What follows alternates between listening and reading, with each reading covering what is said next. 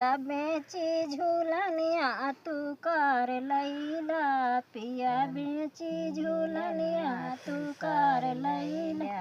पिया बेच झूलनिया तू कार लैल्या, पिया बेच झूलनिया तू कार लैल्या। चाही ससुर जी का गिरवी दई दा, चाही ससुर जी का गिरवी दई दा। चाही ससुर जी पैलोन लैला, राजा बेची झूलनिया तू कर लैला, राजा बेची झूलनिया तू कार लैल्या, राजा बेच झूलनिया तू।